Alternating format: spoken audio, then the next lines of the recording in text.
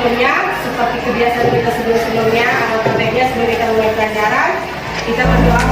Jadi ini sebelum kita mulai pelajaran, mari kita berdoa dulu. Kamar yang kita masing berdoa dimulai.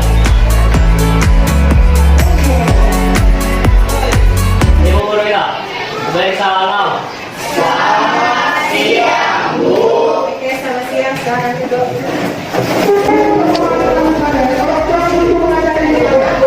Coba sekali sakit. Siapa yang nggak datang hari ini, nak? Iya, Bu. Kenapa? Sakit ya, Bu. Sakit. Tapi yang lainnya nggak sakit kan? Bu. Sehat semua, ini sehat. Ya, Bu. Apa siap? Ya, Bu. Oh, ibu tanya. Akhirnya sehat, nak? Oke, ibu harus semua sehat ya, nak, ya. Oke, ini materi yang baru. Ibu mau mencoba mengulang kembali pembelajaran kita yang sebelumnya. Minggu yang lalu, apa yang kita lakukan, nak? Berarti itu tentang apa? Kalori, penentukan perubahan enthalpi dengan percobaan kalori Oke, dalam praktikum itu ada beberapa langkah dan bahan yang kita gunakan kan, nak? Oke, siapa yang masih ingat kira-kira bahan dan alat apa yang digunakan waktu pas praktikum kalori meter? Tunjuk tangan. Oke, silakan nama siap. Ya, dirinya. Alatnya itu gelas beker, Ya. gelas ukur, Ya, termometer, ya. corong, Apa lagi? Ya. Ada hal yang lebih pentingnya. Kalori. Oke, bahan yang digunakan beserta konsentrasinya. Oke, jawab coba diri. Larutan HCl dan larutan NaOH. Konsentrasinya berapa molar? Molar. Oke, berapa mili larutan yang dipakai masing-masing? 25 liter apa mililiter? Oke, bagaimana proses praktikumnya? Siapa bisa jawab? Oke, silakan Rosmelia. Bagaimana langkah-langkahnya? Pertama kali dia disiapkan di depan abang. Ya, ya. Dari itu gue coba jadi larutan NaOH dan HCl-nya. Larutan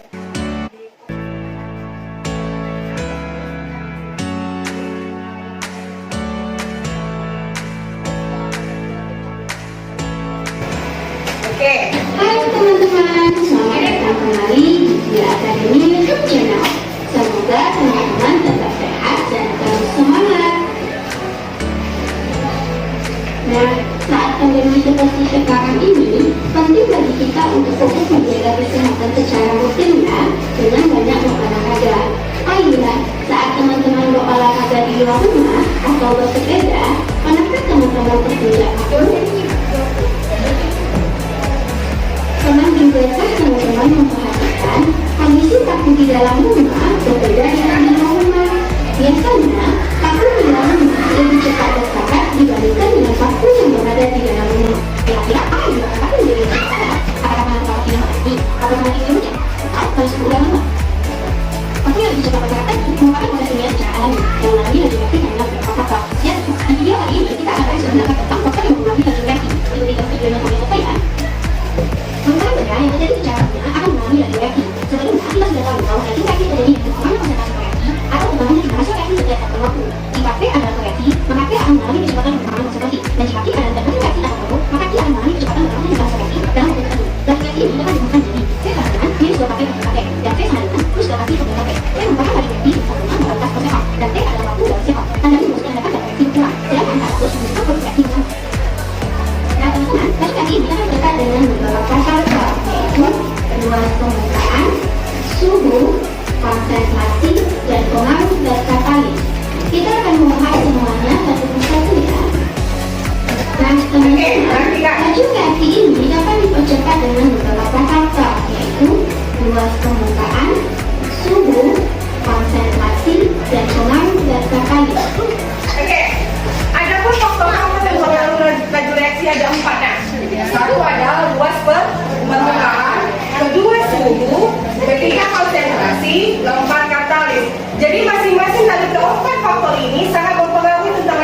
reaksi.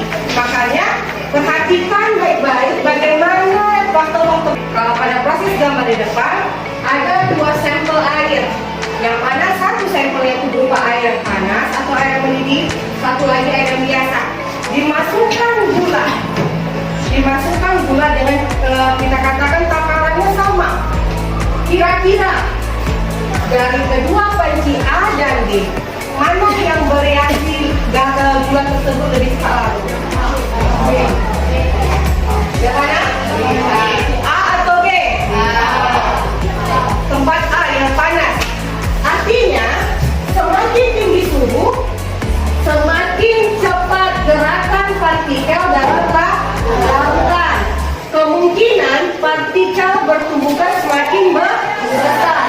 Laju reaksimu semakin cepat. Apa yang bisa kamu simpulkan dari tabel yang ada di depan? Setiap pertambahan 10 derajat suhu 10 derajat Celcius, laju reaksinya jadi 2 kali lipat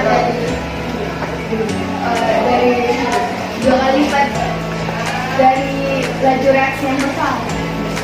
Laju reaksinya pertambahan 10 derajat dari suhunya, maka laju reaksinya Bertambah 2 kali lipat. bertambah 2 kali lipat. Oke, ada jawaban yang lain. Anak cowok, mana cowok? Mikael, bagaimana pendapatmu mengenai tabel? Mungkin kalau dikatakan si Anas itu lebih spesifik ke angka. Tapi kalau gambaran secara umum, gampang. Semakin tinggi suhu, maka semakin tinggi laju reaksinya. Mungkin kalau tes Anas itu dia langsung ke matematikanya dia, ya langsung ke kaliannya. Memang ada benarnya. Cuman kalau gambaran kesimpulan secara keseluruhan atau secara umumnya adalah setiap kenaikan suhu, maka laju reaksinya juga paham? Tuh, saya lihat.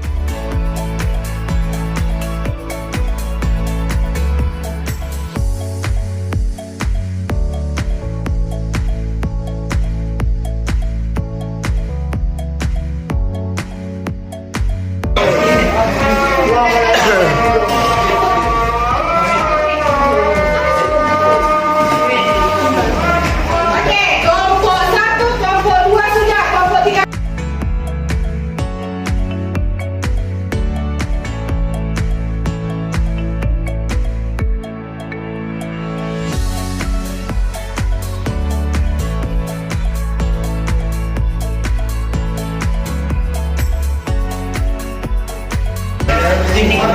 Ini jawabannya.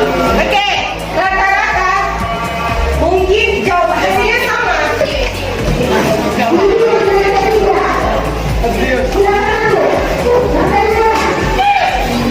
Tulis diketahui.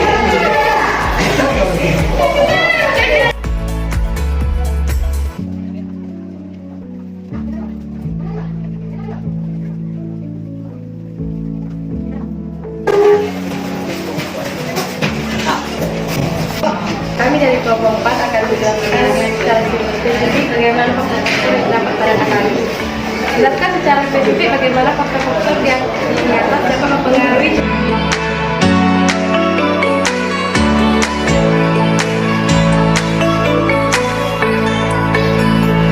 Laju reaksi cepat dengan cara mengurangi. coba disimak kata-katamu. Laju reaksi dipercepat dengan mengurangi energi aktivasi. Oke, kasih tuh. Seperti kata temanmu, laju reaksi dipercepat dengan mengurangi energi aktivasi. Itu pendapat mereka.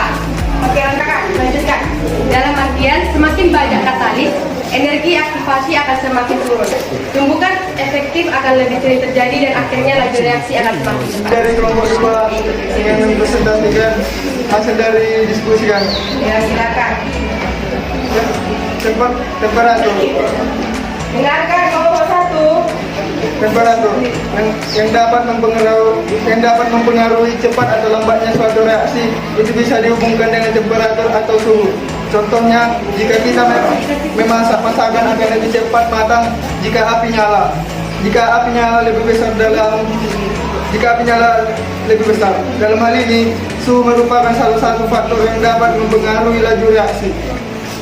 setiap partikel selalu bergerak seperti masakan yang lagi dimasak akan selalu bergerak, dan jika kita menaikkan temperatur energi gerak atau energi kinetik, partikel bertambah sehingga tumbukan lebih sering terjadi. Kesimpulan, yang berarti semakin tinggi suhu atau temperatur maka akan memperbesar terjadinya laju reaksi. Perkenalkan, kami dari kelompok 1. Faktor-faktor yang dapat mempengaruhi cepat atau lambatnya suatu reaksi pada konsentrasi itu bisa terjadi karena pengertiannya konsentrasi merupakan banyaknya partikel yang terdapat pada persatuan volume. Ya. Jadi, semakin tinggi konsentrasinya, maka akan semakin banyak partikel. Semakin tinggi konsentrasinya, maka akan semakin tinggi pula laju reaksinya. Jadi, kalau misalnya partikel semakin banyak, semakin besar, jadi semakin besar kemungkinan untuk bertumbuh. Dan sebaliknya, semakin rendah konsentrasinya, semakin kecil kemungkinan terjadinya tumbukan. Baiklah, kali ini kami akan mempresentasikan hasil dari diskusi kami. Dengarkan kelompok lain. Luas permukaan. Nah, faktor ini khusus untuk reaksi zat padat.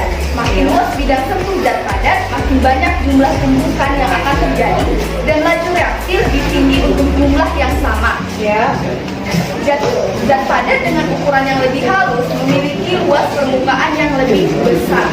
Contohnya, ketika ada dua gelas berisi larutan. Nah, gelas yang satu berisi gula batang yang kita gula merah. Luas permukaannya itu kan bidang tentunya kan lebih luas ya, yang menyebabkan laju reaksinya semakin cepat pada gelas satu. Jadi dapat disimpulkan, semakin kecil ukuran partikel, permukaan bidang sentuh juga semakin luas dan laju reaksi semakin cepat. Ada yang ingin bertanya? Bersilakan. Oke.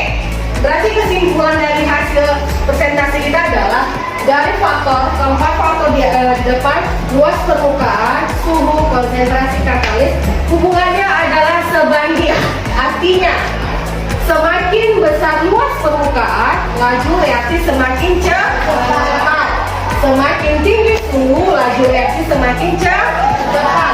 Semakin besar konsentrasi, laju reaksi juga semakin cepat. Dan semakin banyak katalis, laju reaksi semakin cepat.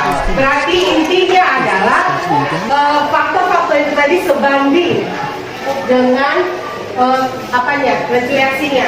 Kalau semakin besar suhu, luas permukaan, temperatur, katalis ataupun konsentrasi, maka laju reaksinya juga semakin cepat. Sebelum kita mengakhiri pembelajaran, marilah kita berdoa.